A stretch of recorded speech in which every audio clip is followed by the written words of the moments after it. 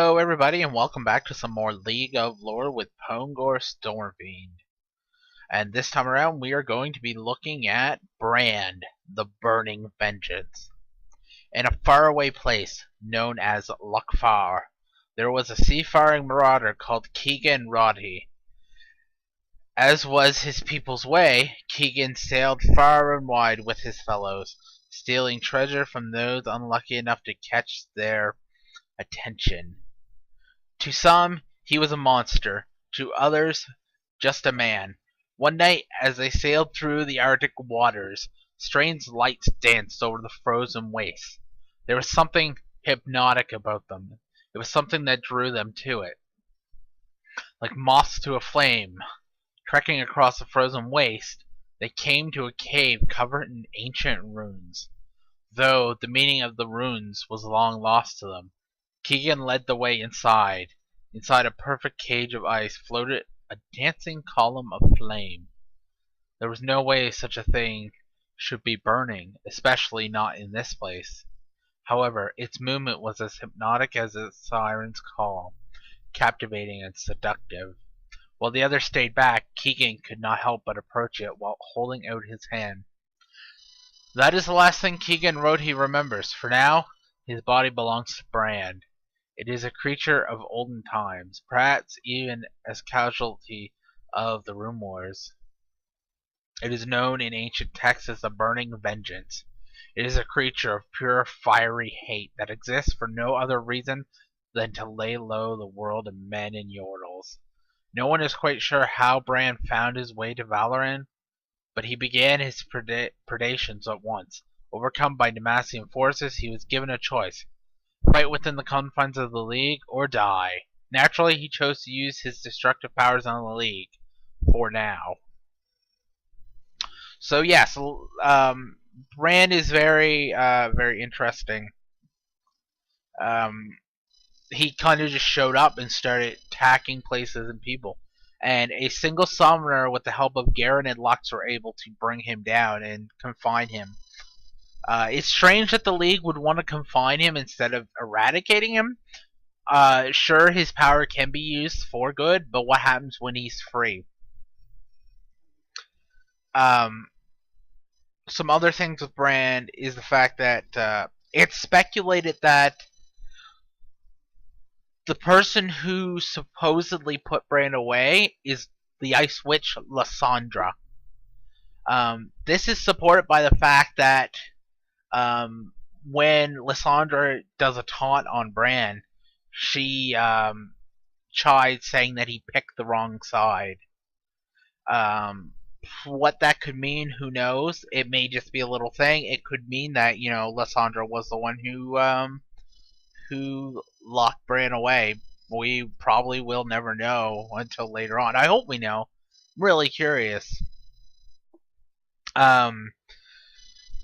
So those are my thoughts and speculations on Brand. I'd like to read you his League Judgment next. The forest burns, blazing with the light of the sun. A lone figure amidst the conflagration, revealing in the blistering heat. It has been so long since he burned, so long since he watched the world fall to ashes under his power. It is ecstasy. He emerges from the flames. He can sense that nearby, over the next hill, there is life. People scramble, seeing the smoke from his inferno. Soon, they too will receive his gift of renewal. Stop! In the name of the kingdom of Demacia! He turns. He is approached by a tall man in armor. The knight levels his sword, ready to strike if need be. This man will soon discover that need be. The man is followed by a blonde girl. Her armor has similarities to the man's. You can tell by her rod that she is a magician of some sort. He decides that she will have to be first.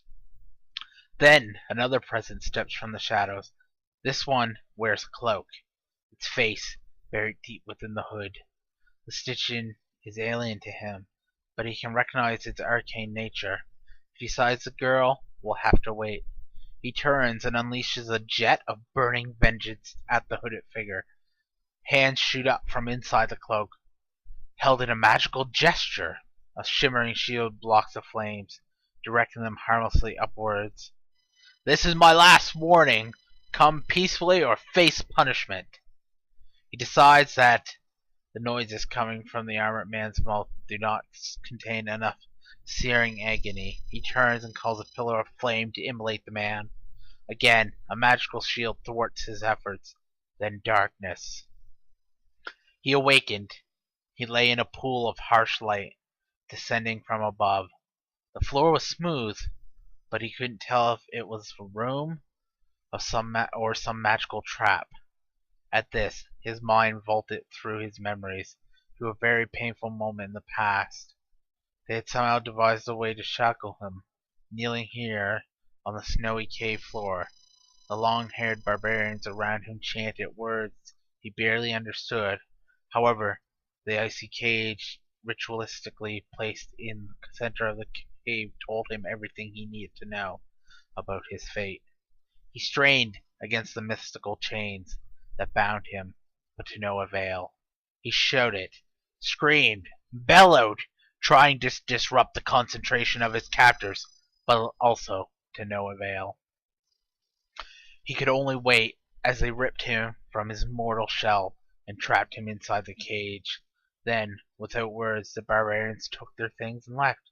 He was alone, but remained so for more than 1,000 years. He screamed in rage. His mind hurtled back to the present, once again encompassed by light. So, you can be contained more permanently.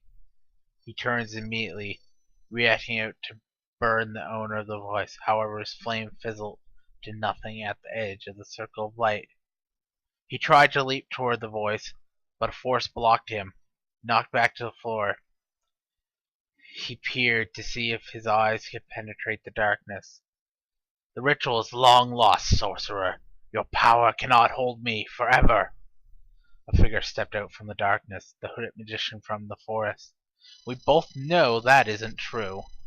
Again, his mind became dislodged from the moment, traveling back to a time before the icy barbarians imprisoned him.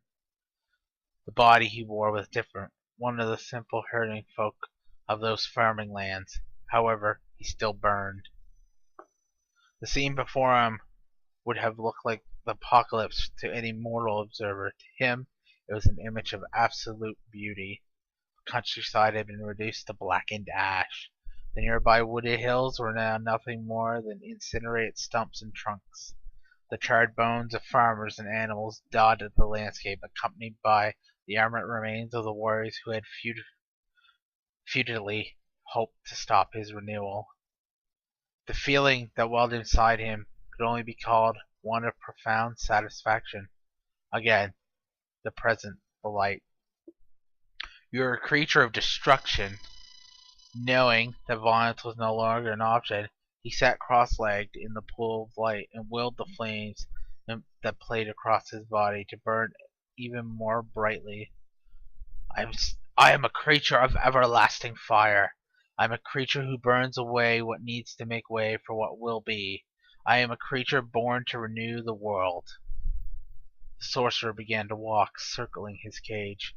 You and I will have much time to talk in the days and weeks to come. So for the moment, I will focus on the now. We cannot allow you to roam free. You are clearly far too dangerous for that, so I offer you a choice. Weary of the sorcerer's voice behind him, he stood to track the pacing figure. The sorcerer continued. You have two options. You may choose to be stripped from the body you wear and imprisoned indefinitely, or you may choose to remain under our control and fight in competitions where your abilities will be of use. That is the closest thing to freedom you will be afforded. These terms are not negotiable. Neither option was palatable to him. These competitions, sorcerer, what are they? You would fight in the League of Legends, battling champions to settle our conflicts in peace of open warfares. He mused for a moment before sitting on the floor again. I must think on your offer, sorcerer. The hooded man faded back into the shadows. I am no sorcerer. You will address me by my proper title, Summoner. How shall I address you? I am known by many names, he replied. But in this time, in your League of Legends, I believe Brand is fitting. And then he was alone, given the space to think. However, there was no thinking to be done. A leash was far better than an eternity in a cage. So yes, that is Brand's League judgment. Um, the barbarians suggest again that Freljord and even Lysandra were involved. Uh, anyways, I hope you enjoyed. I hope you enjoyed my take on Brand and his backstory. And remember, this place will burn, not by cinder flying on breath of wind, but by the vengeance of my hand.